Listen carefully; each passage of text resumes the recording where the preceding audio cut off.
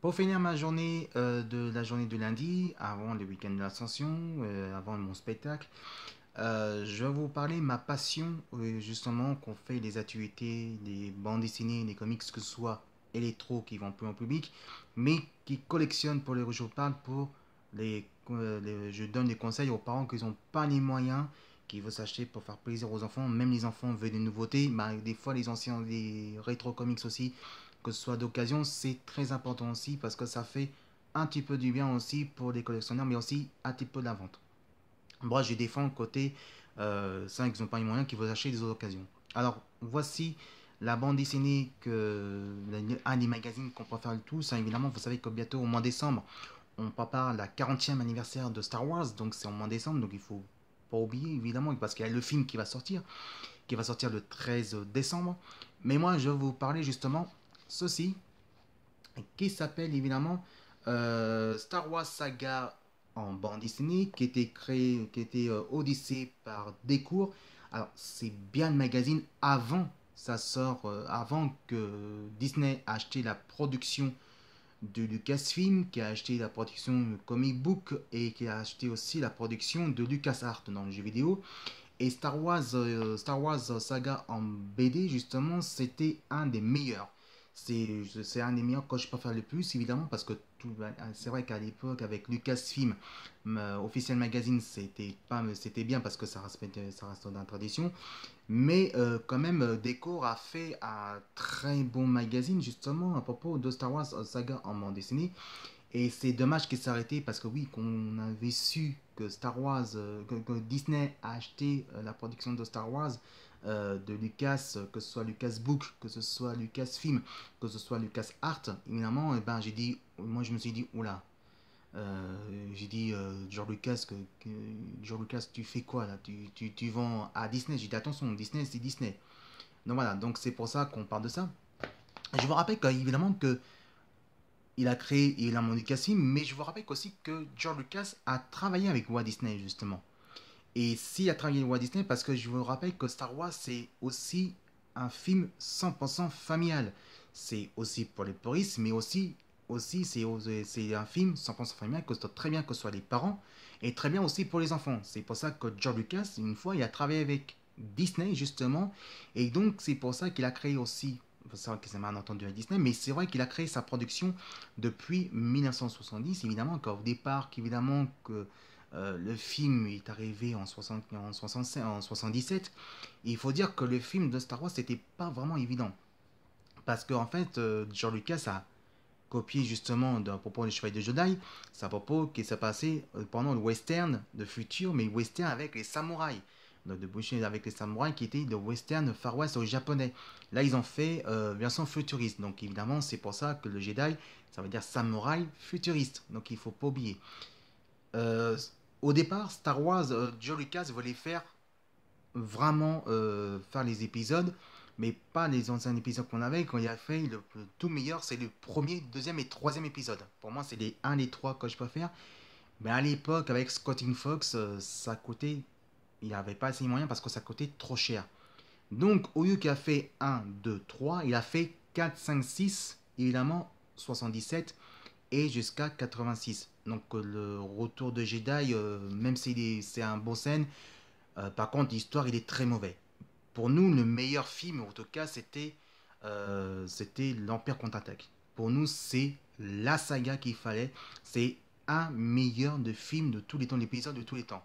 Sauf qu'évidemment, que ce film-là, c'est pas George Lucas qui a réalisé, et c'est pour ça que George Lucas a dit que cet épisode, le cinquième épisode de l'Empire contre-attaque, pour moi, c'est pas Star Wars. Bah oui, pourquoi? Bah, parce que vous savez que dans le cinquième épisode, évidemment, ça a été parodié d'un roman qui s'appelle The King Wars. The King Wars, c'est d'un roman de CSF fantasy opéra. Sauf qu'évidemment, que George Lucas a tout prévu, évidemment, il a fait un film sans demander la permission aux auditeurs et aux auditrices qui a créé ça. Il y a eu un plagiat, justement, il y a eu un peu, il a apporté, les auteurs apportaient plainte, Et George Lucas, il dit, oula, attention, c'est pour pas contre moi, moi je fais pas ce film. Moi j'ai dit carrément, voilà, je vais arrêter ça. Sauf que, évidemment, c'est le réalisateur qui est le mari, la créatrice de The King Wars, évidemment, la guerre des, on veut dire, le roi des étoiles. Et donc c'était l'Empire contre-attaque. Sauf que George Lucas, il voit le film, il dit, pour moi, c'est pas Star Wars.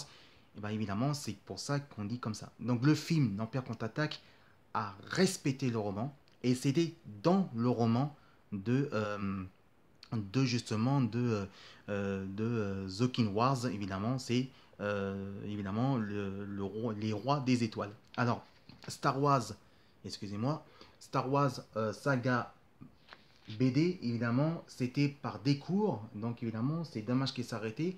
Mais il y a d'autres décors a fait d'autres suites évidemment. Donc vu maintenant c'est Disney a acheté la bande dessinée, ils ont fait ça justement, et donc ils ont fait un nouveau magazine qui s'appelle justement Star Wars BD. Voilà, c'est Star Wars BD, il est vraiment génial. Star Wars BD, vous pouvez encore acheter, et ça, on peut dire carrément quelque chose d'exceptionnel. Donc c'est pour ça qu'on dit Star Wars BD. Allez, on lance un deuxième sujet. Le deuxième sujet qu'on va vous parler, c'est bien sûr un des comics, des magazines qui sont tous pour tous les fans, les spécialistes des comics et des vrais fans des comics français. Pour une fois, c'est un magazine qui a été créé en 98, qui était au départ la création de Mad Movies. Et Mad Movies a transféré évidemment, parce qu'au départ, pour les puristes, il y avait Wizard Comics, que je retrouve dans ma collection que je veux vous dire. C'est tous les magazines de presse pour les fans des super-héros. Et bah chez nous en France, c'était pareil, mais sauf que c'est pas Wizard Comics magazine, c'est Comic Box. Alors, Comic Box est arrivé en 1998, le jour de la Coupe du Monde, où la France est champion du monde, hein, on peut dire comme ça. Mais en tout cas, c'est vrai que Comic Box, évidemment, c'était un des magazines français. Et en plus, j'ai pris les meilleurs. En plus, j'ai pris évidemment Doctor Strange. Et j'ai pris aussi, évidemment, version Harley Quinn. Donc déjà, Harley Quinn, évidemment, avec, avec le film Suicide Squad, il est vraiment super. Alors, Comic Box a été créé en 98, évidemment, parce qu'au départ, c'était par Mad Movies. Mad Movies est arrivé vers début des années 90, donc c'est un magazine spécialisé qui est film d'horreur, fantastique et CSF. Et un jour, ils ont décidé aussi faire plaisir aux fans des super-héros comme moi. Excusez-moi, j'ai gardé mon nez. Donc, qui fait un plaisir comme tous les fans français, évidemment, qui sont fans des super-héros. Et ben, ils ont décidé en 98 de créer Mad Movies a créé, décidé pour les spécialistes, pour les fans des super-héros, qui s'appelle évidemment, bien sûr, Comic Box. Alors, Comic Box est arrivé en 98 parce qu'avant, il y avait évidemment Wizard Comics Magazine, justement, qui était en VO et en français. En français, ça marchait pas quelque autant, mais au début de l'an 2000, évidemment, ça s'est arrêté et Wizard Comics est arrivé, qui est arrêté en 2015. Oh non, 2005, excusez-moi. Mais Comic Box est arrivé chez nous en 98 et ils ont fait un nouveau format depuis 2004 et donc on fêtera bientôt les 20 ans de Comic Box. Bah oui, parce qu'en 2018, on fêtera ses 20 ans déjà. Et donc Comic Box était vraiment quelque chose d'exceptionnel. Donc c'est pour ça, c'est vraiment 100% français. C'est les actualités. Moi, je suis fan. Par contre, je vous conseille pour les abonnés, abonnez-vous parce que ça, ce magazine qui sort tous les 2 mois, ça coûte quand même 6,90 €. C'est très cher quand même, mais les abonnements, vous allez voir, les abonnements, c'est pas trop cher. Vous pouvez vous abonner pour faire des économies. Et ça, quand même, acheter tous les 2 mois comme ça, Comic Box qui coûte 6,90 €, quand même, c'était un peu cher. Et enfin, pour terminer, on va commencer tout de suite, évidemment, on parle de justement, j'ai dit oui, il parle des comics, oui, il parle de ça, il parle de ça. Mais est-ce que Fidel Tongmo est fan aussi de la BD? Eh ben, évidemment, je suis fan de la BD, de la bande dessinée. Quel genre de bande dessinée qu'on vous le compare? On va aller parler des mangas, je suis fan des mangas. On va aller parler à BD, d'accord. Bah moi oui, je suis fan de Franco-Belge, comme tout le monde, hein. Tintin, Astérix, non, non, Tintin, les Coluc, on va parler, quelqu'un, Tintin, les Coluc, Agent 112, son Agaf, Bully Bill, aussi, il y a tout le reste de bande dessinée, il y a aussi en version France, il y a aussi bande dessinée française d'aujourd'hui. On va parler Titoff, on va parler justement Lou, justement. Mais attention, il y a un personnage qui a fait le plus grand record mondial, même encore aujourd'hui, la bande dessinée. Mais attention, ceci est pas franco-belge qu'on parle. C'est notre petit Gaulois qui a été créé vers la fin des années 50, début des années 60. Donc on peut dire carrément qu'on va vous parler, bien sûr, on va parler notre petit Gaulois à nous, Astérix. Voilà. Alors ça, c'est Astérix le Gaulois. Pour moi, c'est un des meilleurs BD que je peux faire le plus. Et franchement, celui-là, c'était vraiment quelque chose d'exceptionnel. Et pour moi, j'ai lu tout gamin et je suis vraiment fan. Alors, Astérix le Gaulois, franchement, le film, il est vraiment super, hein. Je vous dis carrément, il est vraiment génial. Le film animation et la BD aussi. Alors, aussi, il y avait Astérix et Cléopâtre, Astérix, évidemment, Astérix les Bretons, qui était le meilleur bande dessinée. Et le dessin animé a bien respecté le film animation, il a bien respecté le bande dessinée. Après, moi, et puis le meilleur film animation pour moi, c'est Astérix et bien sûr les pays des Indiens.